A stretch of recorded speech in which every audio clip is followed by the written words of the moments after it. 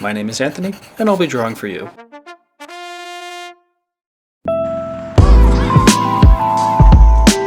Hey Planet Earth, we meet again. Welcome to Anthony Draws For You, the channel where no idea is too crazy. It's a gorgeous day out, the sun's just coming up, it's just poking out behind those trees over there. Check this out. Look at how awesome that is. We got a little bit of low tide right now, so it's a little bit stinky this morning. Alright, so here's what I got going on for you today. Today's video is going to be about the Joker. I got a commission from a kid who wanted to see the evolution of the Joker over the years.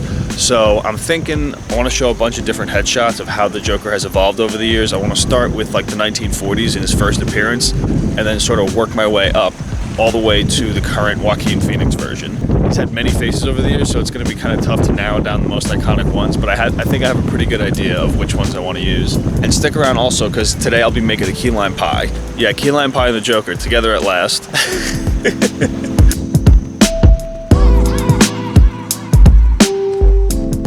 Alright, I am back from my morning walk and now it's time to work. Let's take it to the paper. Okay, so right from the get-go, I knew I wanted to keep it to like 5 headshots, and I wanted to arrange them in a circle and kind of make like a creepy pinwheel. Now I'll admit, this was actually a pretty big challenge because each new version of the character has to bring something new, but at the same time still needs to maintain the essence of the character that was instilled in him by the creators way back in 1940. Bill Finger, Bob Kane, Jerry Robinson, the 3 of them, they all collaborated on this character based on a creepy image of the main character from a 1928 German expressionist film called The Man Who Laughs. So they used that image as a jumping off point, and if you look that picture up, it really is like the essence of the Joker, and it really is just intensely creepy. So now the 5 different variations of the Joker that I picked, the first one that I picked was the Joker from Batman #1, 1940. This Joker is the one that most closely resembles the Man Who Laughs. So, you know, the grin is the one constant in all of the versions of the Joker. This one, however, features super creepy eyes. I mean, they're almost as important as the grin. Something about it combining the look of somebody who's very intense and very tired at the same time. Almost like he's running on fumes at all times. The next one I did was the Jack Nicholson Joker from 1989. Now I realize that there's a very big gap between 1940 and 1989, but I'll go into more detail about that in a minute. The Jack Nicholson version was that was the one that I grew up with. I think it's pretty safe to say that the most iconic thing about that one is Jack Nicholson. There's just no escaping it. Jack Nicholson is in that character. Other actors who have performed the role of the Joker, they have made their contribution, but there was just so much of Jack Nicholson's personality that made its way into the Joker.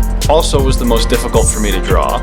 I can't put my finger on it, but for some reason this one posed the most challenge for me. Actually no, I think I know the reason why.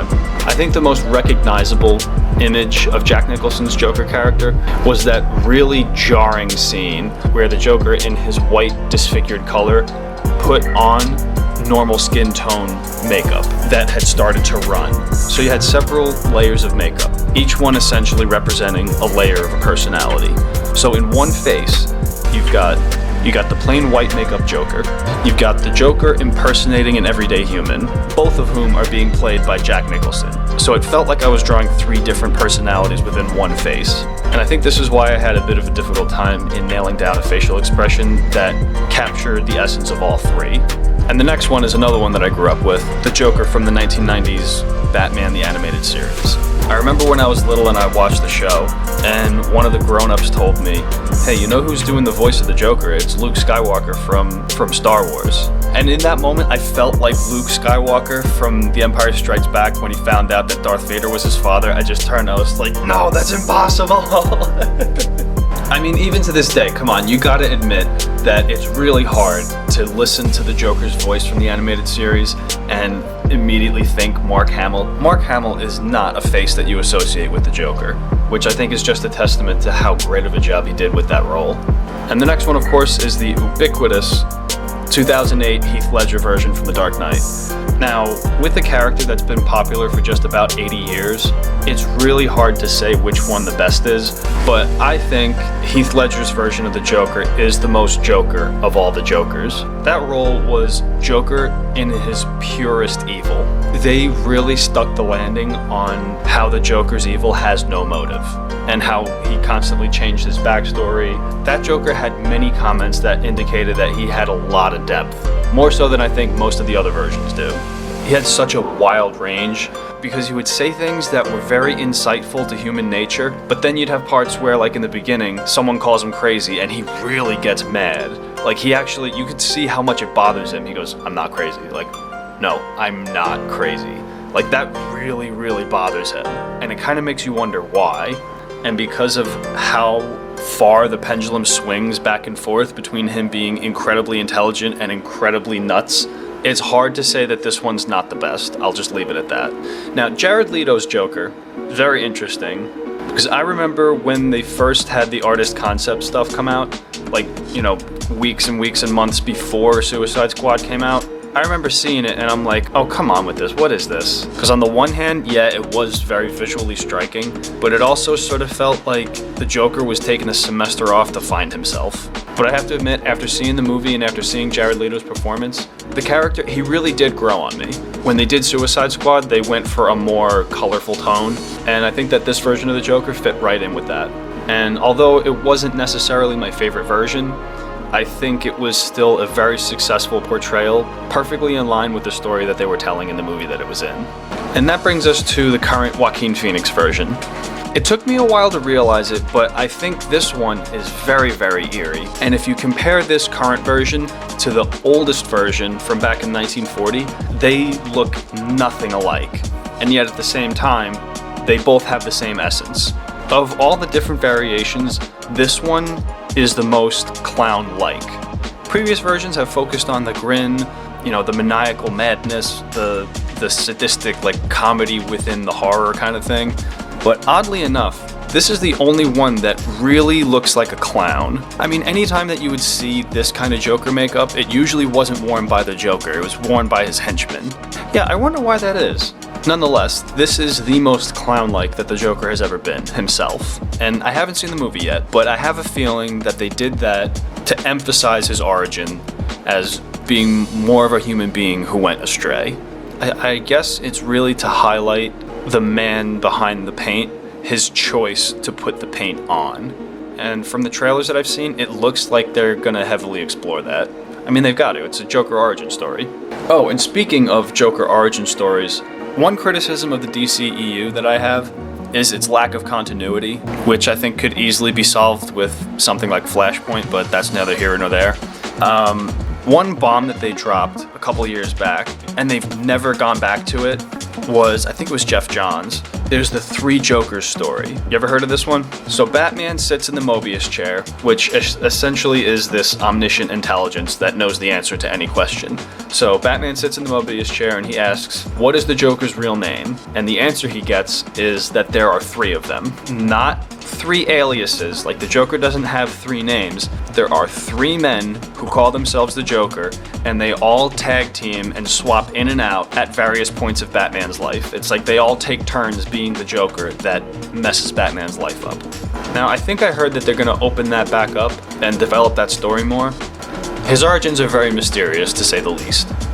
But after so many years of being unpredictable, that unpredictable nature sort of becomes predictable in itself. You're expecting to be confused, you're expecting to be deceived. And I thought what a great deception this was to say, okay, everything that you thought you knew about the Joker and everything that you were at peace with not knowing about the Joker, everything you knew and you didn't know, gone. Three Jokers? Yeah, there's three of them. And that was the thing that drove me crazy. They never went back to it. They dropped it and walked away from it. So I'm really excited to see that story develop in the comics and then maybe even make its way into the mainstream universe. So now I realize that there's a lot of versions of the Joker in between 1940 and 1989 that I'm missing, like particularly the 1960s Batman TV Adam West version. And there was countless transitions throughout the comic arcs over the years. But in nailing down 5, I really wanted to highlight the versions that were the most drastically different from each other. I don't know, which ones do you guys think need to be in here? Would you swap any of them out? Tell me in the comment section, which ones would you have added or taken out?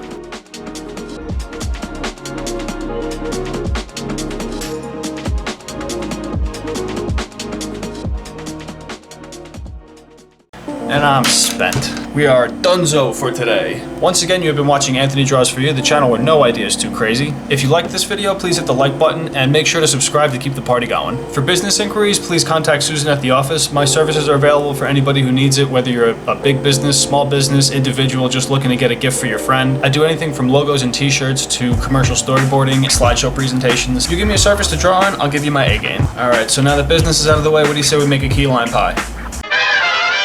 Now we're in the kitchen. So today's Saturday. I'm gonna be visiting some family out of state this weekend. So I'm gonna be bringing a key lime pie with me, and I'm gonna show you guys step by step what I'm gonna be doing to make it. All right, so here's what you need. 2 thingies of condensed milk, preferably sweetened, 1 graham cracker crust, key lime juice, a lime, and some sour cream. So now check this out. Watch how easy this is gonna be.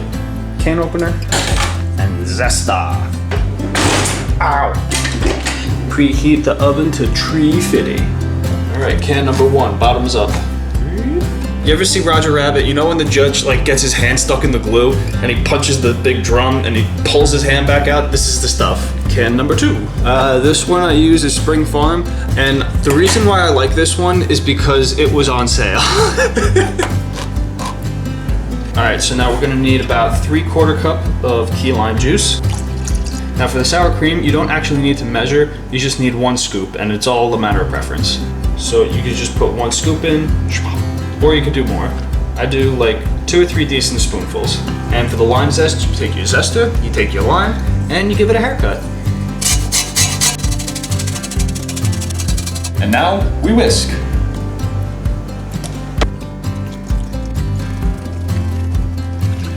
Ooh, yeah, that looks good. So now we take our pie crust and we set it free. Now to give this pie filling a new home. Smooth this baby out, bring it all the way to the rim. Timer, 13 minutes. All right, so this may not be the most complicated dessert to make, but I think the most important thing to take away here is, ladies, I'm a man who can cook without blowing anything up, except that one time.